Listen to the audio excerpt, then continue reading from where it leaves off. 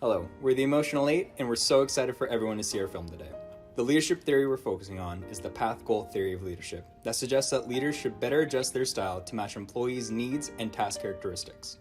In our film, we will utilize this theory to explore how an emotionally intelligent leader, who is usually directive, can manage to effectively lead his employees by clarifying his intentions as a person without necessarily changing his style to meet the relational needs of his employees.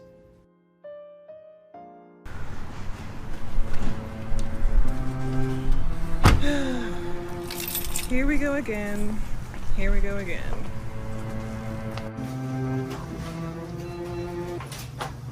I don't know. Oh, hi, Dr. Prentice.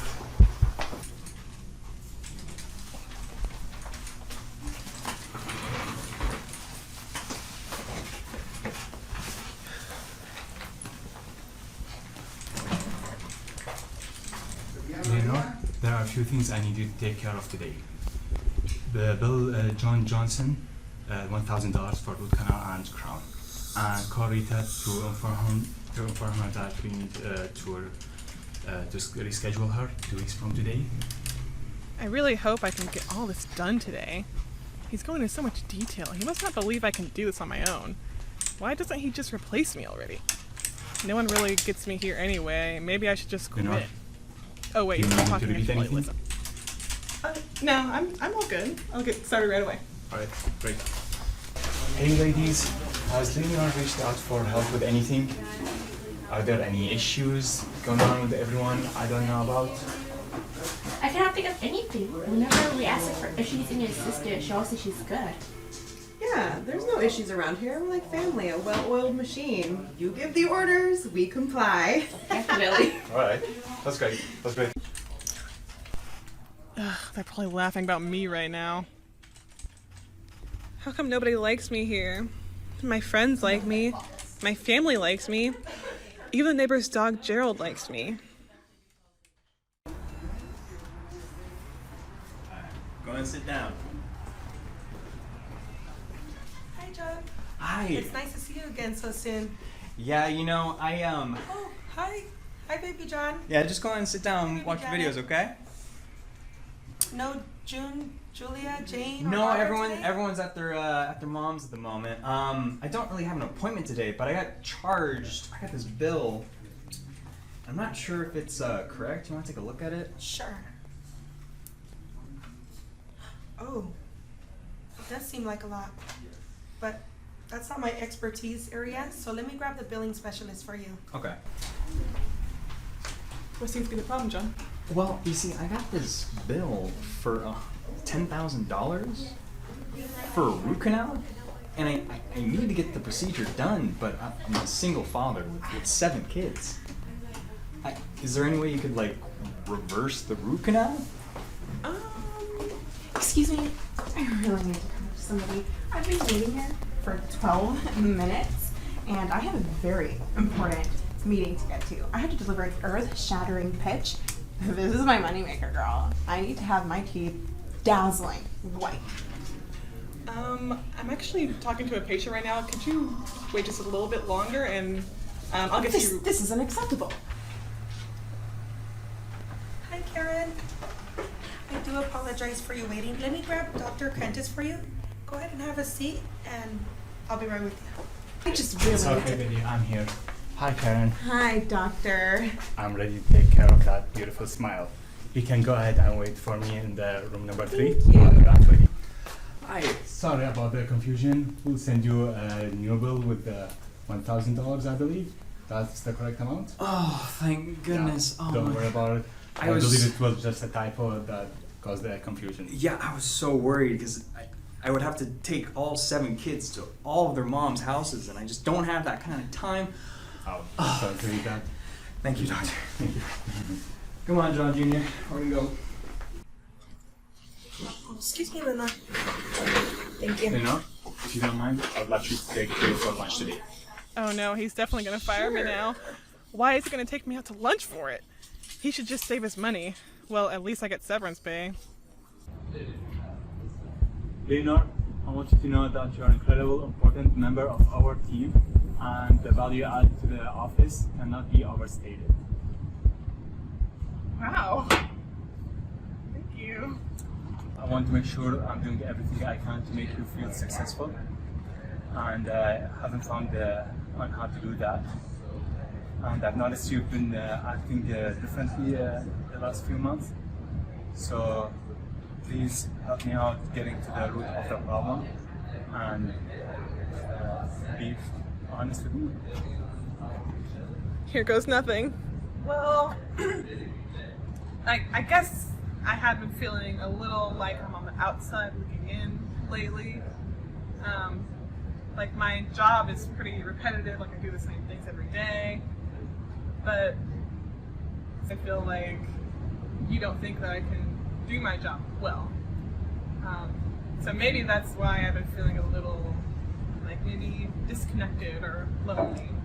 You know, I'm a fairly serious person. I always have been. My direct communication works for everyone else, but I'm not feeling supported. I just want to let you know. Just want to let you know that everyone likes you and want to help you, myself included. I'm a directed person because our line of work requires that, not just because you're not doing anything wrong. You're doing a good job. Oh wow, this did not go how I expected at all. I really thought you were going to fire me. No. I was already mentally packing my stuff.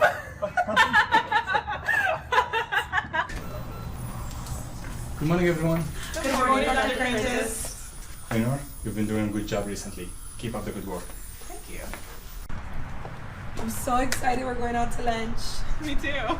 Thanks so much for helping with the reports this morning. You know, I'm always happy to help. And something's changed about you this month, Lenore. It seems like you've really gotten to the root of the problem. And so Lenore transitioned from loneliness to joy in the workplace and lived out the rest of her days full of joy.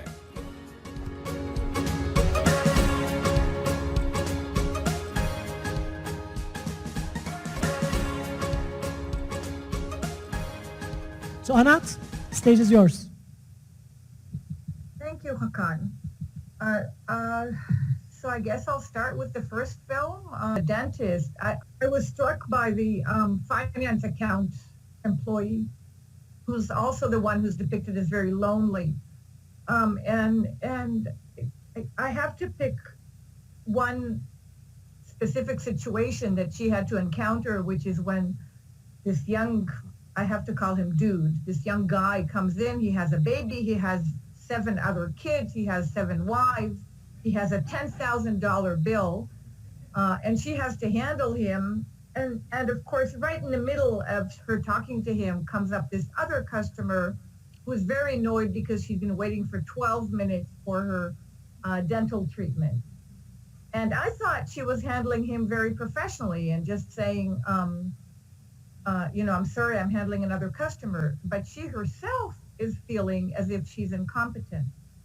And she's unprofessional and she's going to be fired and the manager doesn't like her and so on and so forth. And I think that is so telling about the problematic situation that employees can put themselves into, and nobody on the outside quite understands why or how. And I pondered that particular meeting with that problematic customer and how HR should handle it.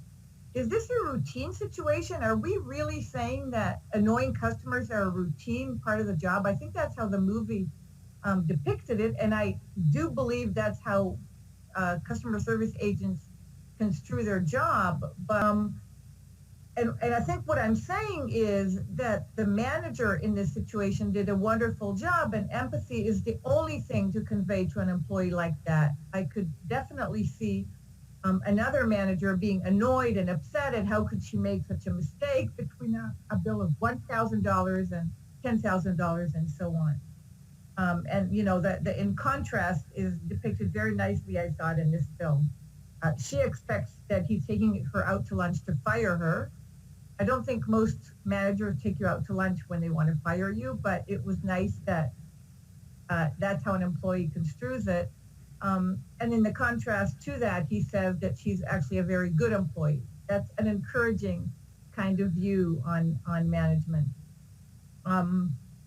Now, in terms of what we can learn from this on path goal theory, which is a theory that really says that management needs to identify what is the current goal that the employee is handling or working towards, and according to that, what should the supervisor do? What should a leader do?